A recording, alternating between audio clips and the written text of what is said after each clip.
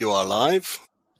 Hi, everyone. Welcome to the Future-Proof Storage Webinar in association with Pinnacle and Huawei. My name is Nastasia Arendse, and I will be your moderator for the next hour or so. We do encourage you to engage with us actively, and you can do so using the chat function. And if you are active on social media and you'd like to use the event hashtag, the hashtag is hashtag Pinnacle Huawei all-flash.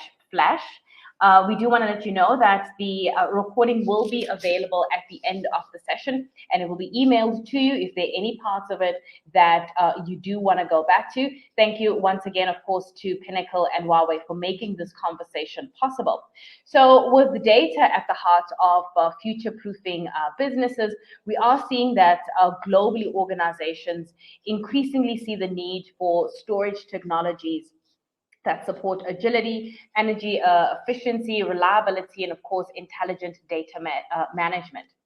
And that's why we're having this conversation this afternoon. We're going to be discovering how all-flash storage using solid-state drives helps businesses transform to address what I've just mentioned, the aspects of agility and energy efficiency, but also to support applications and, of course, optimize the value of data. I've got a fantastic set of speakers who are going to be going through various aspects. A little bit later on, we're going to have a Q&A session, and this is the opportunity that you have to engage with our presenters for the afternoon. To kick us off, I'd like to welcome to the virtual platform James Nell, who is the Business Unit Manager at Pinnacle. A little bit about him. He initially started his career at Pinnacle within the imaging division in 2017, but quickly developed a keen interest in the Huawei product portfolio, moving across the Huawei team later that year, which only consisted of an additional 40 members. Within his role as the Huawei Business Unit Manager for Pinnacle, James also functions as a solutions architect for the brand and has extensive experience in all 5 main Huawei enterprise fields, which would have been rather supported by his ever-increasing Huawei certifications. James, without much further ado, the platform's yours. Thank you so much, Nastasia, for that, that introduction. Good day, everyone. I am very honored to be here today and to present the Pinnacle face of Huawei in this regard. It's truly something different for me being on a webinar today, but without further ado, I would like to continue. So as Nastasia said, I am the Business Unit Manager for Huawei Enterprise, looking after the product division for Fred Simon in Pinnacle. And yeah, I'm the Mr. Huawei over here. I'm Huawei everything. It's really become a passion of mine. And you guys will see the growth we've had in the team and what drives that passion of me to just keep moving forward. So Pinnacle, I think as many of you guys will know, is part of the Alviva Holdings group. Now, Alviva Holdings is quite a large company in South Africa, and I believe one of the largest distribution arms within IT. And in the stack, you'll see within the distribution layer is where Pinnacle is, along with PinSec, DataNet, verticals within our company, and then VH Fiber. Also on the software stack distribution, we've got Access, Tricon, and Obscure. And then also one of the newest additions is Tarsus Distribution, which is also falling under Alviva since recently. We've got quite a large services and solutions category as well, which, you know, these types of extended categories and extended group companies gives us a lot of action to provide end-to-end wholesome turnkey solutions, bringing on. And if you look at the variation within Alviva, you know, anything from Central Voice and Data Centrics, which you guys know as the service companies and ISP companies. If you look a little bit down on my graph there, we've got Gridcars, which is actually a company that builds charging stations for electrical vehicles.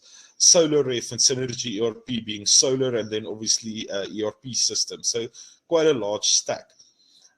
In the financial services side, I'm quite privileged to say that we have Centrofin under there as well, which is a massive advantage for us in the group, as we have this IT-focused financing arm that really looks after our IT partnerships that we have. And we've actually recently included this in one of the storage offerings at Pinnacle.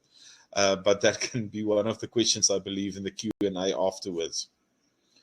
Now, Pinnacle is quite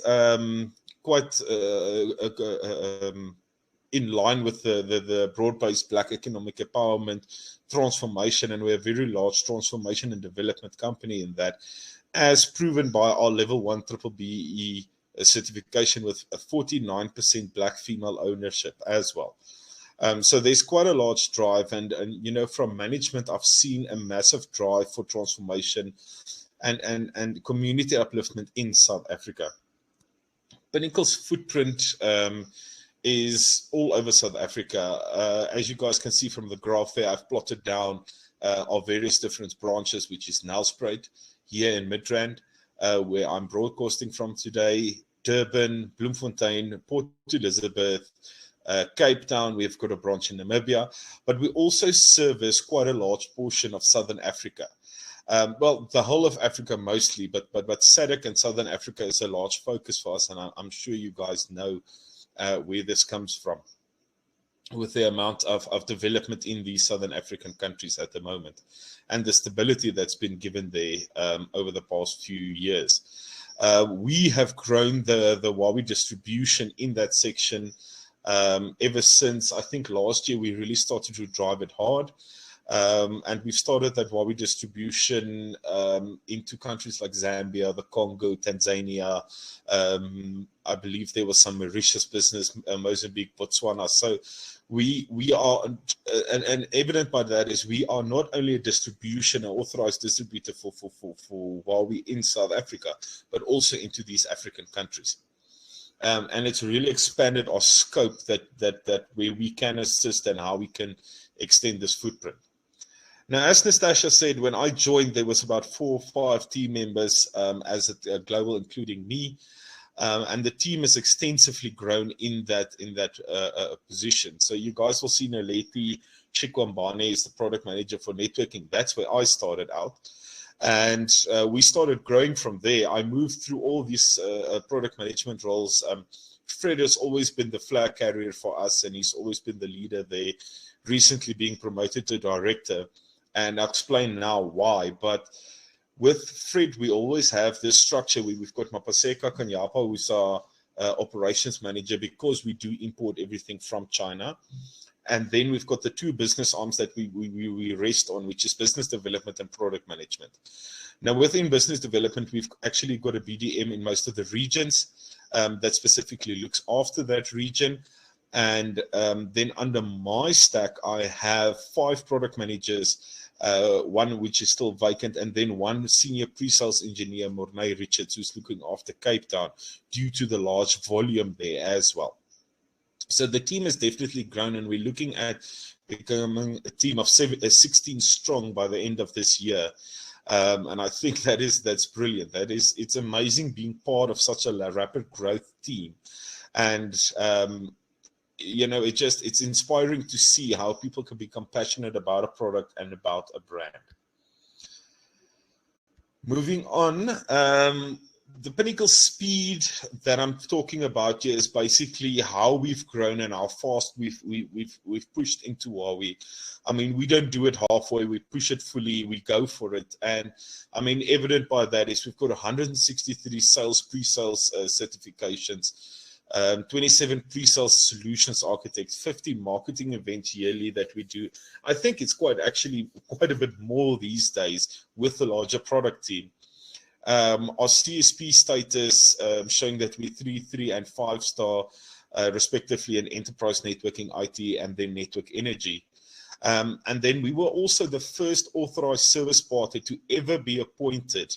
The first distributor outside of China to ever be appointed as an authorized service partner, which basically just means we can deliver service as if we are Huawei, and we are very supportive of Huawei in that section. The rapid team growth started from 3, so I joined later on. 3 was when Fred initially started the team, and yeah, we're looking to move to 16 at the end of the year. regional technical teams. We have about 52 certified on Huawei. It's about another 34. And we are actually pushing, we have our first HCIE, which is the highest level of Huawei certification, that's going to be certified by Thursday. He's very nervous, but I think, yeah, there's a lot of growth in there. And this is also translated by almost every year that we've had the Huawei Connect. Unfortunately, the last 18 months, we couldn't have it because of COVID. However, every year we have won the Huawei Highest Certification Partner Award. And then that obviously relates and translates into huge revenue growth in line with the Huawei growth. And I mean, everyone that has ever seen Huawei, ever been to a Huawei presentation, has seen that graph of the revenue growth in billions of US dollars and where they are today, which I think it's number 61 on the global Fortune 500.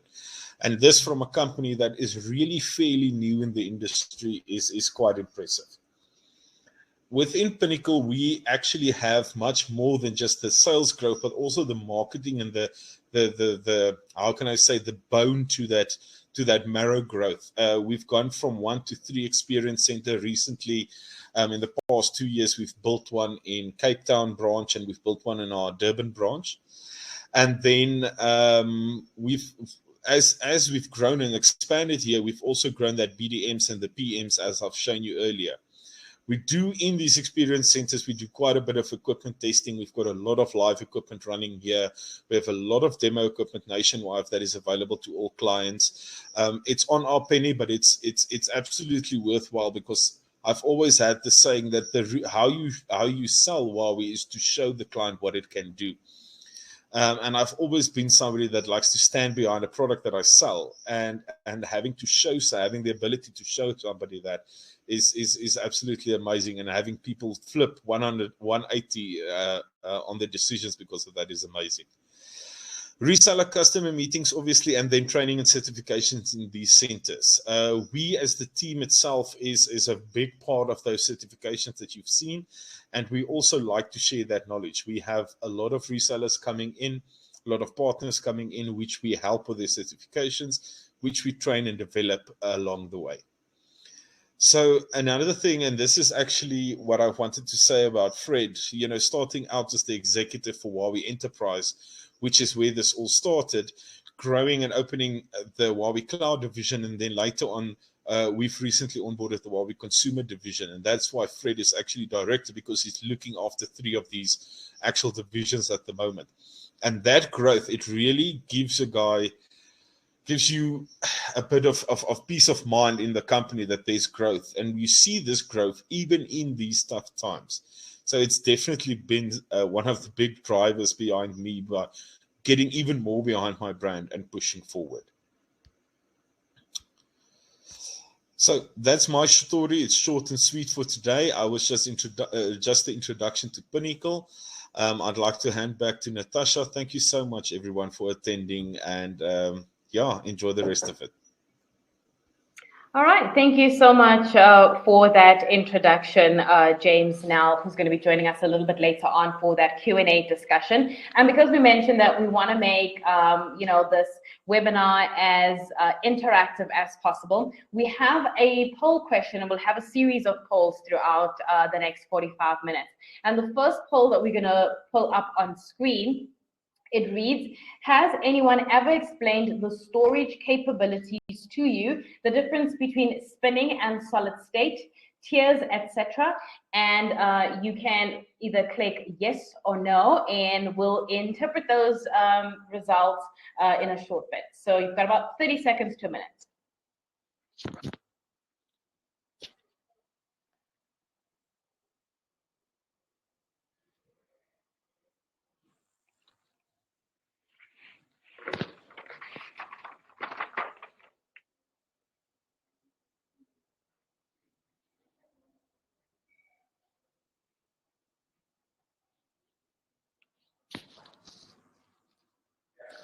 Okay, so 71% voted yes, 28% voted no. So we'll take all of these results and interpret them a little bit later on when we have our Q&A discussion. Just a reminder, if you have any questions, you can pop them through to the chat facility and we'll get to them a little bit later on. So moving on with the program for the afternoon, I'd like to welcome the next speaker, and that is Morgan Mallion, who is the Senior Solutions Manager at Huawei Enterprise Technology South Africa. A little bit about him, being with Huawei for a short 3.5 years in this position of a product manager in the IT space. He specializes in emerging storage technologies and below the network data center IT infrastructure. And he's got 25 years, or rather over 25 years experience in the IT industry. Morgan, the floor is yours. Thank you, Nastasia. Good afternoon, everybody. Thank you for joining us today. Interesting from the poll, excuse me, from the poll results. What I'm going to do is I'm just going to run you through some myths and some debunking of myths around the storage landscape as it is, and give you some analysis as to or insights into analysis that has been done on where the state of storage is in the current IT universe. So all-flash storage, sure, it's been quite an incredible journey for the technology over the last 10, 12 years or so, from where it started off, where it was considered to be something that was for elite environments only, and how we've kind of seen this capability around the disk expand and the technology expand to where it is today. So what is it all about? So it's all about the speed. It's all about the speed. It's all about the delivery of services within business to enhance, go-to-market strategies, to be able to clearly define application deliverables, and to provide a sustained environment that is consistent with the requirements of modern infrastructure. COVID has certainly changed the way that we do business, specifically if you look at how the adoption of some of the cloud capabilities have been integrated into where we are from a storage perspective and where that market space is going. And it's accelerated a lot of things as we've moved through this journey, the transformation of disk capabilities. It's been quite interesting to watch over the last few years, specifically from my perspective. As Nastasia rightly pointed out, I'm an old hat at this. I've been around a relatively long time. And it's been interesting to see how how technologies have evolved in the data center. As the more they stay the same, the more they change, I think is a good mantra to use in this instance, where we are seeing more and more required out of less and less, and the ability to deliver far more effectively than we used to in the past. So some of the myths that and the misconceptions around the solid state drive environment is that the technology is expensive. Okay, when the technology was first made available in about 2008, 2009, 2010, there or thereabouts, it was prohibitively expensive. The unfortunate reality of it was that being a new emerging tech with the capabilities that it was able to deliver, it was very much a case of, well, wow, you're going to pay a premium for this, as you would with sort of any new technology that is suddenly, hitting the market. The second misconception was the technology is unreliable. This based on, this based on the fact that, because it was new and because it was a relatively unknown quantity, was it a proven technology that was able to, the requirements that were going to be stressfully put on top of it. The third one was misconception is that it's an expensive memory stick. Effectively, it uses the same capabilities as what you would plug in to a laptop, effectively. And it's very much a case of, well, it is just expensive memory stick. I've had that one asked of me before. The technology based on a USB thumb drive. But if you look at the evolution of memory sticks alone and where we are today versus, I think the first one I remember seeing was 2 megs.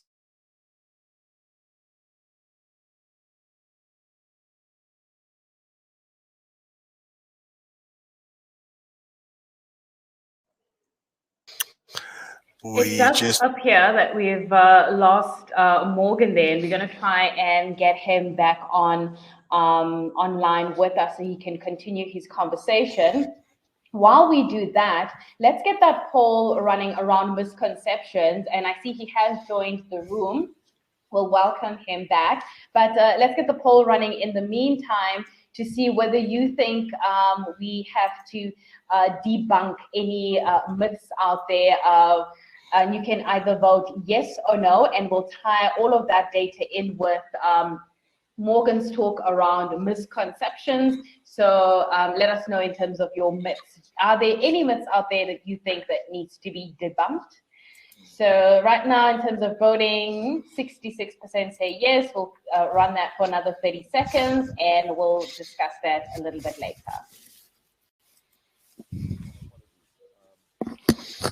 You are muted.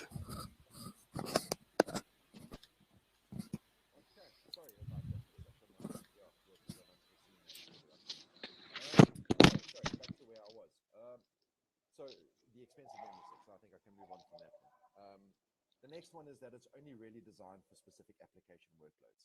So this is probably the biggest misconception of them all, apart from the layer. Morgan, sorry, it's Shay from ITWeb. Could you maybe do me a favor? Just go out and in again. There's something wrong with your audio. It does not come through clearly. It is very, very faint. Thanks. Okay, so we've got the results right now, and sitting at around 89% saying yes, there are myths that need to be debunked, and 10% saying no. And at this point, we do understand that Morgan is going to come back on, so we can get that audio issue sorted.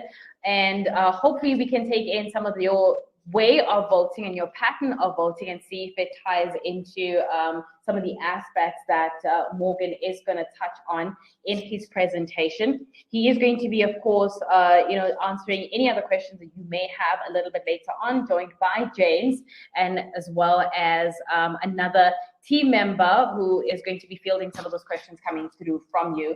And of course, we do appreciate you joining with us. If there's anything you want to share on social media, remember, we do have that hashtag that you can use. It's hashtag Pinnacle, Huawei, or Flash if you want to engage with us. And of course, again, if there's any aspect of the presentation or this webinar that you want to catch up on, the actual video and audio will all be sent to you at the end of the webinar. So Morgan seems to have joined us, so we'll just check and see if everything is working, and then he'll be able to continue from where he left off. Nastasia, are you able to hear me now? Yes, I'd like to see you as well. So perhaps it's, there you are. Okay, great. So we had that poll running. Poll number 2, are there any myths that need to be debunked? Most said, 89% said yes, 10% said no. And hoping that the way that they voted ties into some of the aspects that you were chatting to us about now around the misconceptions. So I'm going to leave it all to you, and you can pick up from where you left off. All right, thank you very much. My apologies for the interruption, technical challenges. So I think I was on point number 4 about it being the misconception about specific application workloads. So this, next to the expensive technology, is probably one of the biggest misconceptions about the technology. Initially, yes, there was a specific requirement around what the drives could do and what the technology would be able to deliver. So there was a specific subset of application workloads that would be driven towards that. However, that has changed. We'll touch on a little bit in the next slide. The next one is it's overrated and it's much ado about nothing. Well, I suppose that depends on where you sit within the organization and what you're expecting from your infrastructure to deliver to you. If you are an admin of some sort, or a desktop support, or if you are an accountant, your expectations of what the infrastructure will deliver will differ, okay, from one person to the next. And that's one that it seems to have stuck with the tech for a relative amount of time. The next one is it can't match the scalability of traditional storage platforms. So when we're talking about spinning disks, okay, your traditional platforms, the drive capacities are relatively small. So you'd need more of these drives in order to deliver more on the capacity front. Again, that is a relatively strong misconception that is being changed at quite an aggressive rate. You won't be able to tier hot and cold data. Okay, so not to get into the technicalities of it, but the tiering mechanism was or is the ability to move data that is accessed frequently and put it into a more available disk tier versus data that is not accessed frequently that can reside on a cheaper disk tier, therefore improving the return on investment on your more expensive disk. The adoption rate is really low, and the technology still needs to prove itself. Having been around in this, seen the technology evolving over the last 10, 12 years, there is still a relatively low adoption rate, and that is actually tied into a lot of the misconceptions that I've mentioned before. The next one is about is it really that much faster than traditional spinning disk? And this is another topic that I'll bring up in the next slide, where I will answer some of these misconceptions. But it's very much about, well, you know, I'm a spinning disk kind of person, so I like to hear a platter spin. So, you know, is it really worth it? Is it really that much faster? And the last one that I've listed here is, you know, environments or customers who are moving to hybrid cloud environments and not seeing a necessity to strengthen and bolster their on-premise capabilities around data center infrastructure. And this is not just pertinent to the storage discussion, it's pertinent to the discussion around networks, around servers, around connectivity, around availability. So those are probably the biggest misconceptions that I certainly deal with on a day-to-day basis when I get asked questions about the capabilities of the technology and, you know, the hindrances to the adoption of the technology. So what I'm going to try and do in the next slide is actually, you know, address some of these misconceptions. Sorry for the small text. I had to kind of consolidate it. So let's debunk the first one. The technology is not expensive. When you consider what it is that you are getting from a performance perspective and a reliability perspective, and if you start to compare to traditional spinning disk environments, the cost is actually relative. Okay. It comes down, there is a sort of like a break-even point over the extension of an environment as you scale it out, as you flesh it out, where you will see that the cost of an all-flash disk or a solid-state drive is in some instances cheaper than that of a traditional spinning disk. A spinning disk still has moving parts in it. It has a manufacturing process that is not all-inclusive. So there are platters, there are needles, there are circuit boards, there are interfaces that need to be added in. Whereas on a solid-state drive, you are looking at a circuit board that has some, excuse me, some chips on it, some semiconductors, which we know are in a bit of shortage at the moment. So the cost of manufacture actually comes down, and the relative amount of delivery of these specific pieces of technology, the delivery stage is shortened because the manufacturing process is seriously consolidated. So the technology, for what it is and where it's going, is not prohibitively expensive. It was very much so, but we've seen a massive decrease in the amount of the relative cost of one of these drives versus what it was 10 years ago. The other thing is around supply and demand. The more we need, the more they make, the cheaper it becomes. The next one is the technology is reliable. Okay, so the mean time between failure rates is on average, about 5 million hours. So because there are no moving parts, because there is very little heat generated, because there is very little electricity required to power the disks, so we are seeing that the mean time between failures and out-of-the-box failure rates on these drives is significantly lower. A spinning disk can get damaged in transit. If the platter is knocked off kilter, you can't read it, the disk is damaged, you may as well throw it away. So that is a massive component as to how reliable these disks have become. And I'd use the term disk, you know, sort of loosely considering what they are. But the reliability of the disk has certainly made it a very strong value proposition when you are discussing specifically in high availability environments. Is it really just an expensive memory stick? No, it is not. Okay, so it's not. It is designed for a specific purpose. It is designed for optimal operation. It is designed for optimal uptime and availability. It's not designed to pull out and share between your friends so that you can copy pictures. It is very much designed for that enterprise class application spread across everything. The next one, which I think is a very important point, is the application workload and what they are designed for. When they were first released, they were very much designed around their capability to deliver on what we would class as a tier 0 or a tier 1 application. So that would be your heavy database environments. It would be your ERP environments. It was very much designed around the ability to deliver high performance in those environments which demanded rapid response times as far as this was concerned. However, as the adoption rate for the drives has increased, we have seen an adoption of far more diverse workloads. To flesh that out just a little bit, we are seeing all-flash storage being used in data protection environments. We are seeing all-flash disks or all-flash storage being used in tier 3 environments for long-term retention or for cold data, file and print share environments.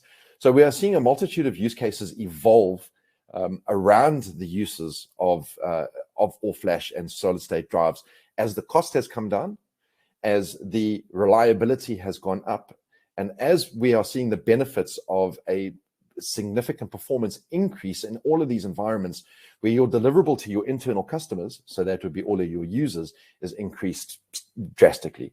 So you will have people like database administrators, developers, etc., being able to deliver on their SLAs to the business significantly faster, simply because the disk on the back end is significantly faster than it was before.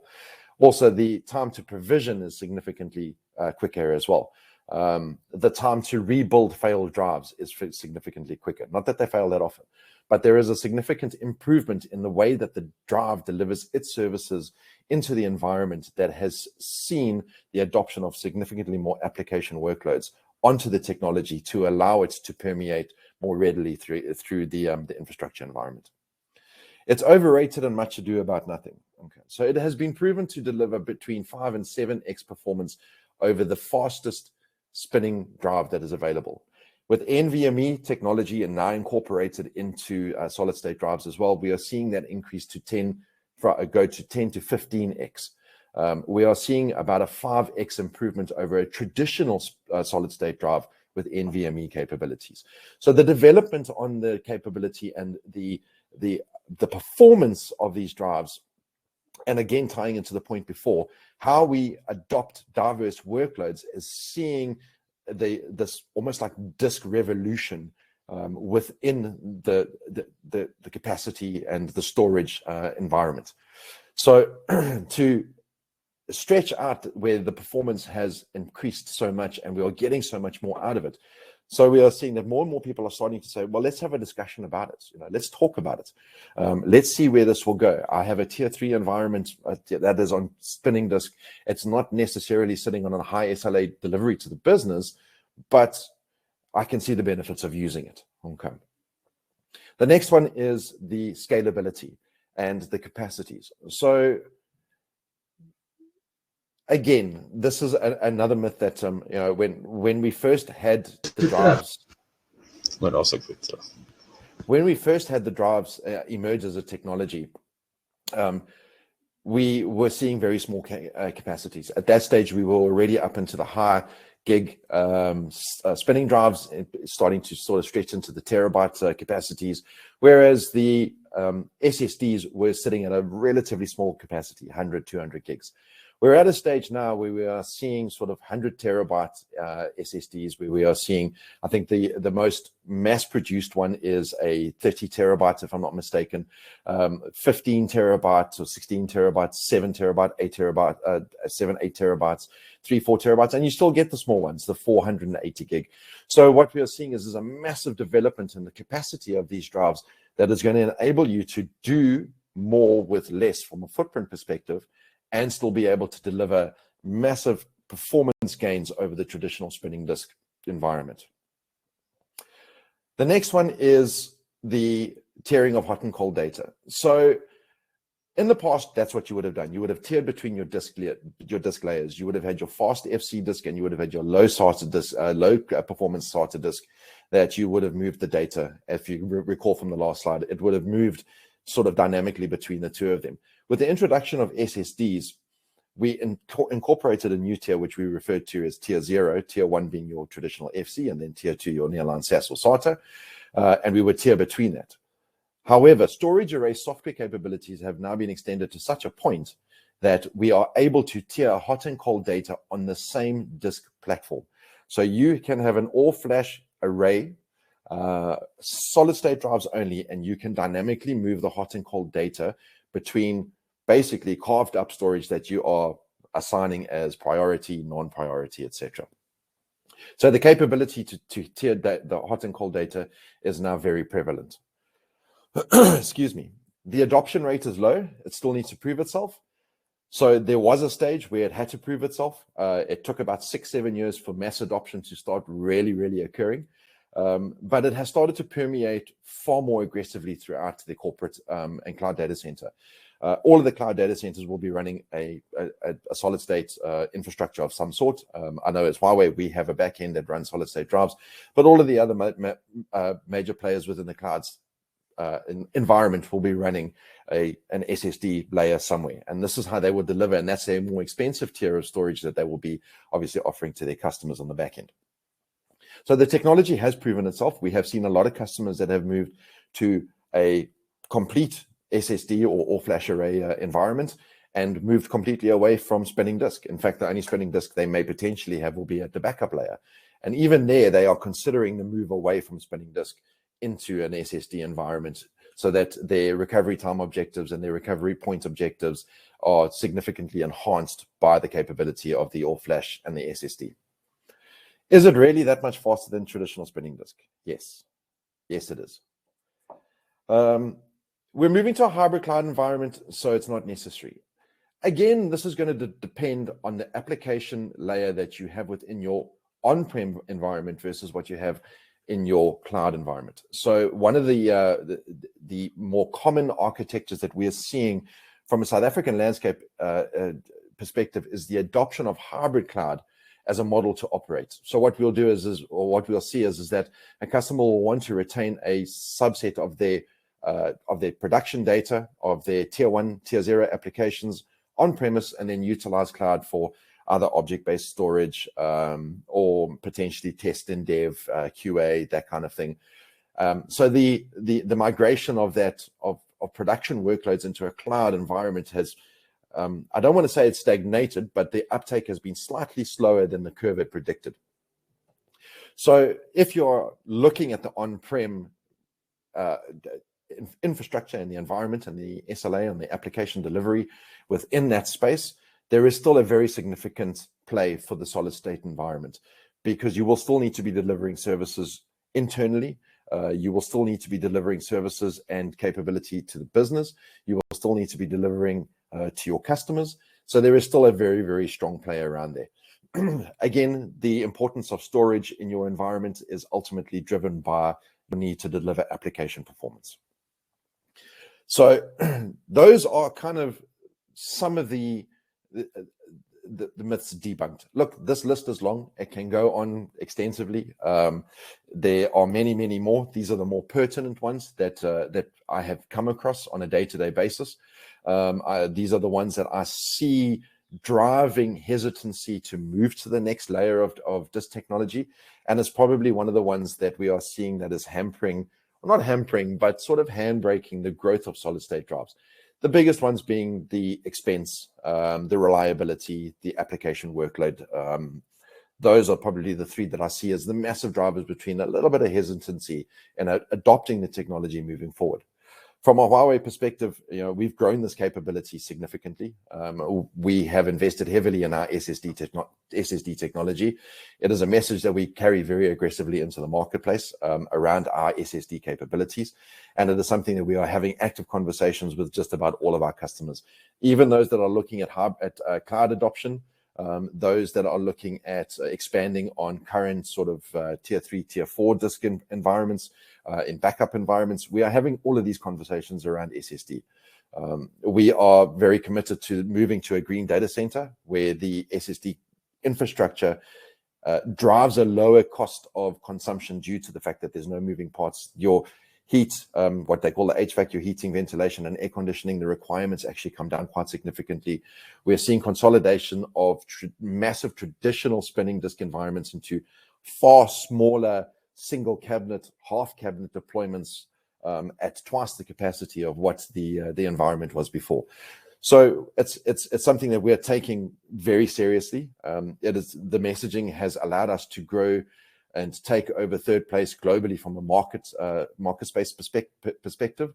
So we have come from nowhere in a space of 10 years to be the third biggest provider of solid state and all flash arrays in the world. We are growing the market share in South Africa quite aggressively as well, with great partnerships with the likes of Pinnacle, and taking the messaging forward and how we are actually going to deliver on this service and how we drive the messaging from a technology perspective. And it's not just a product sell, it becomes a solution involvement, and to best derive how customers, partners, anybody can take advantage of this technology within their environment. Okay, not long to go. So where is this technology going? So here are some talking points for you to have a think about. I have included the links on the next page to where I got this information from. So the R&D is ramping up phenomenally. We are seeing more and more spend from all of the major storage vendors into the flash, the solid state infrastructure, because it's kind of where the market is going. As quoted, the global enterprise SSD industry generated $17.85 billion in 2020 and is expected to reach nearly $47 billion by 2030, which is a compound annual growth rate of 10.2%. Now, that is just a prediction that we are seeing for the next sort of 9 to 10 years.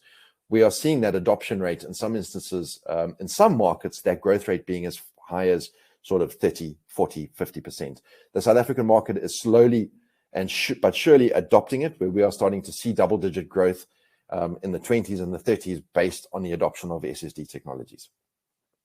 The next point being the adoption of flash storage is highly dependent on its benefits, such as power consumption, something I mentioned before, the increasing performance, okay, again, something that I mentioned before, the ease of maintenance. These are all driving the adoption rates, okay? In a very price-sensitive environment with the cost of electricity going up, floor space and data centers going up, the ability to consolidate and to drive a smaller footprint that consumes less is something that is of massive benefit to anybody. In addition, mission-critical applications, including real-time analytics and demanding database systems, can be performed easily with flash storage systems. We are now seeing the incorporation of, as I mentioned, the data protection aspect as well, okay, where people are wanting more from their data protection because they need to ensure that their insurance policy, which is their data protection, is able to get them back up and running in next to no time. So instead of it being days, the requirement on the recovery of systems is now down to hours. Excuse me. I mentioned about the NVMe capability as well. So the NVMe has really taken a solid state drive and it has turbocharged it. Okay, it has made it more than what it could be. So it has given it this massive punch. And NVMe is a protocol that is designed for pure performance. Okay, we have NVMe enabled protocol storage arrays, not just at the disk layer, but across the controllers as well, which means that you get a single protocol throughput from front to back. It doesn't have to sorry, I've lost the word there. It doesn't have to find its way across multiple bus interfaces like SAS, as an example. We are seeing massive adoption from financial services and companies. So financial services firms are witnessing challenges concerning rapid changes arising from transformation to becoming truly digital businesses. Retail and investment banking, insurance companies, and brokerages have been serving customers who demand higher service levels through mobile and application interfaces. This raises the need for speed and reducing read-write times. Also, with the demand for offering an improved performance, low latency and high availability across new business services, the sector has fueled the adoption for all-flash arrays. In a nutshell, it's all about the speed. It's all about the delivery, which we'll go back to the very first slide that I presented. It's all about the ability to deliver that service fast, efficiently, and at a maximum bandwidth, at the highest available bandwidth possible. The last point, owing to the presence of the highest number of data centers, booming healthcare, information technology, BFSI, retail, and media industries, the region in North America holds a significant share of the all-flash storage market. According to CloudScene, the number of data centers from both the US and Canada is 2,646, which is the highest in the world. This is expected to drive the demand for the all-flash array market. What it doesn't say there is that it is the fastest growing region. The fastest growing regions that we are seeing are coming from the Far East, okay, outside of China, actually, across Eastern Europe, Russia, and into Africa, where we are seeing massive adoption rates.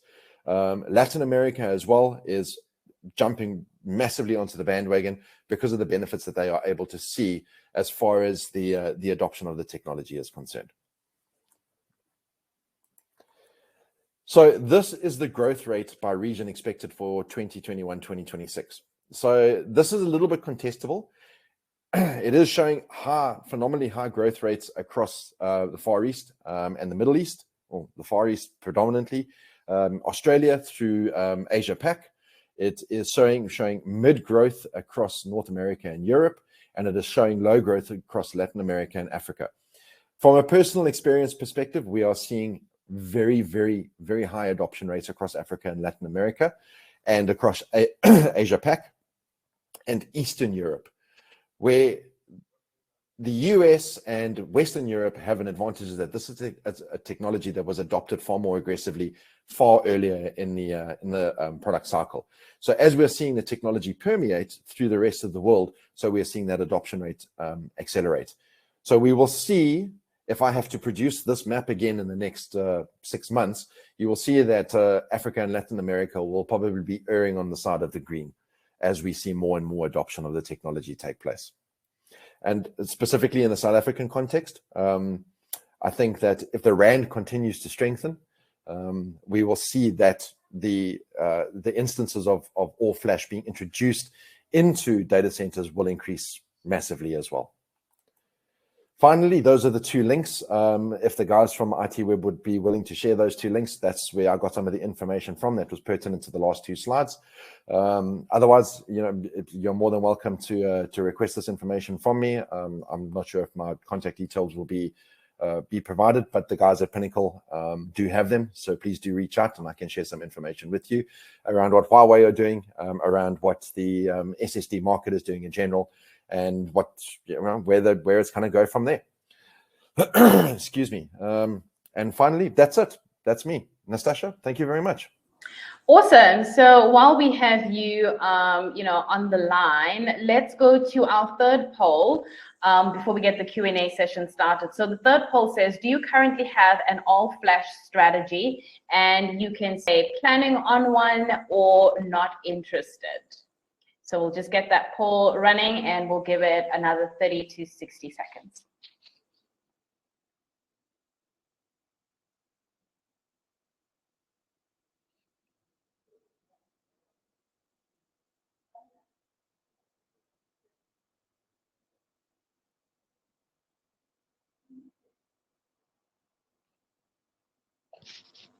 That one seems relatively easy. People are saying planning on one, which is 100% voting in that space. So I'm assuming that is a good answer, the answer we want, right, Morgan? That people are at least thinking about it and trying to put it in place. Look, I think it's a pertinent conversation in the modern data center, and it's good to see that the result of the poll is 100%.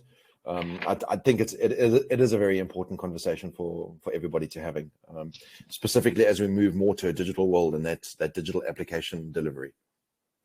Okay, cool. So we're going to start our Q&A session, and we have, of course, Morgan Malyon, who you've just heard there from Huawei Enterprise Technology South Africa, and James Now, who's the Huawei Business Unit Manager at Pinnacle, has joined us. And then we also have Stefan Panika, who's the Product Manager at Pinnacle, who will be fielding some of your questions that are coming through. My first question is, while our delegates get their questions in the chat facility, let's go to you, James. And I don't know, between James, Stefan, and Morgan, whether you want to give us your own experience and how you're dealing with customers, especially when it comes to the challenges that customers experience when it comes to thinking about their data storage solutions. James, let's start off with you. I mean, what have you seen on your day-to-day interactions? Look, Nastasha, I think fear is one of the biggest things that comes into play, especially when it comes to data. We're sitting in an environment where data is literally more valuable than oil at the moment, and it's amazing how protective people are about their data. And it becomes very common when you have what is my data valued at versus what your data is valued at.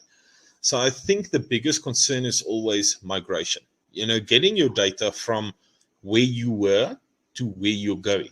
And I mean, the poll was quite clear. I mean, we had 100% of people saying we have a flash storage plan. We're going that direction. That's where we're pushing for. But I think a lot of people are still afraid of moving over. And I think it's a more of a now problem because they see the future. We see the future. We see what's coming in. But I think a lot of concerns with clients is that will my data be secure? Will my data be transferred properly? Will it work? And I think the simple answer is just yes. It's a very similar to technology when it comes to your application layer. It's just going to be so much faster, and it's going to be so much more efficient and so much better. Right. Stefan, your thoughts, and there is a question I do want to ask, but let's skin your thoughts in terms of what you are dealing with. Thank you very much. Like James and like Morgan said, it's also about what is feared about is the cost. Like Morgan explained, in a space of 10 years, that the cost is not a factor anymore. With the technology that's changing and with vast technology that's moving on, I think the main focus is that nowadays it can be affordable for clients to look at the all-flash system, and as Morgan said, is on demand. If there's more demand, the cheaper it will get. So currently now, where we're going now is the all-flash is affordable. And like I've said previously, I've done quite a few comparative analysis, and it always comes out that the all-flash is a lot more affordable than what the mechanical side is. Right. So that's one of the factors as well. Okay, so a little bit earlier on, we had the poll that read, has anyone explained storage capabilities to you? And it was quite interesting in the way people voted. 71% said yes and 28% no. And James, I know you made a comment on that and said that you found it quite interesting. Before I get your sense of that interpretation, Morgan, what did you think of the way people voted when it came to that particular question? So I think that it was interesting that as many as 28% had said no. I think that there can sometimes be a bit of a let the horse bolt kind of scenario where an engagement is starting to take place, and a vendor may only have a single strategy from a storage perspective. So they might only be going in and saying, okay, well, I'm going to go and speak to James at Acme Rockets, and I'm going to go and only speak to him about all flash. And all I'm going to do is I'm going to tell him that it's faster, it's this, it's that, it's blah, blah, blah, without going through the nuances of what the real differences are that exist between spinning and solid state drives. And if you are able to explain it succinctly to an audience, to a captive audience, and say to them, look, the reason why I'm proposing this is because versus this technology, you know, and the benefits that you'll gain out of it, it's not something that you have to adopt wholesale. You know, it's something that you can look at phasing in or phasing out, or phasing out solid state drives. It must be the same kind of conversation that a salesman in the early 80s had when he went to go and convince somebody that a computer was better than a typewriter. Yeah. James, let's come to you. Do you ever get the question around, you know, what the future of hard disk drives becomes as we move on to this new way of doing storage? I think that's the most common one we get when it comes to storage. You know, what Morgan said struck me. You know, the first person in IT is going to have to explain to a client why we are going, you know, IBM computer versus their brother typewriter. I think the same discussion came in the first time somebody said, okay, well, here's a mechanical drive. Why stop using tape? Let's not use tape reels anymore. And the first time somebody now comes, and I think it's just the evolution of time. But, you know, the biggest question is, what is in it for me? What is it actually gonna improve in my life if I use this device? Because a lot of people are okay with their mechanical storage, and a lot of people are like, but we'll keep using this until, you know, until the day it dies. You know, it's like driving that old VW Beetle until the wheels fall off.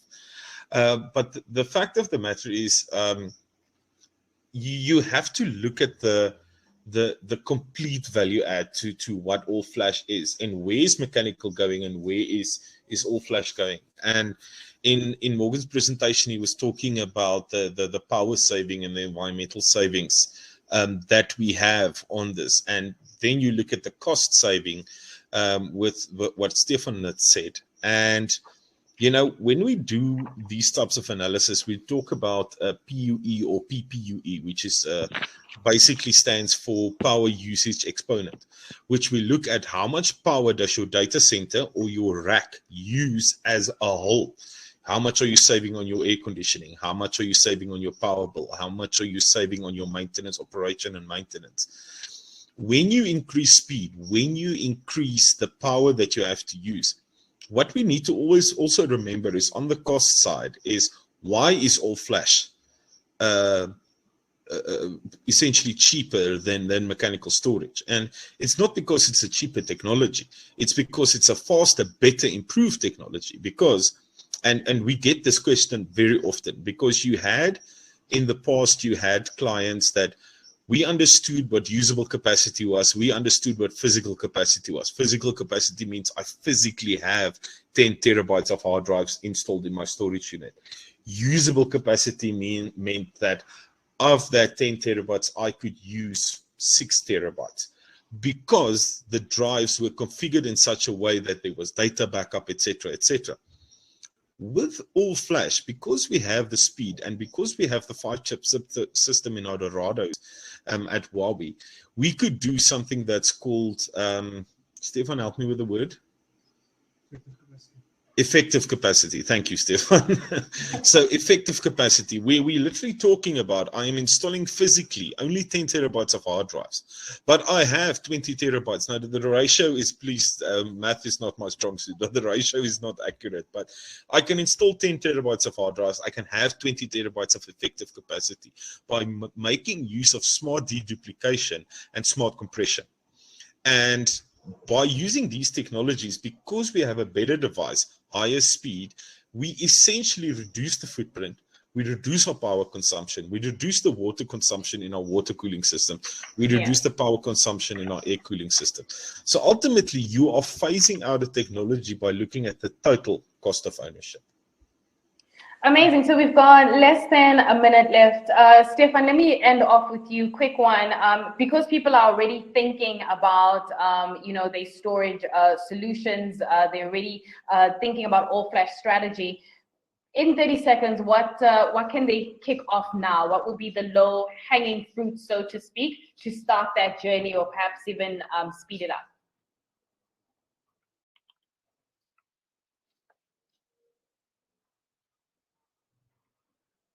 Not sure if Stefan is there. His picture has frozen.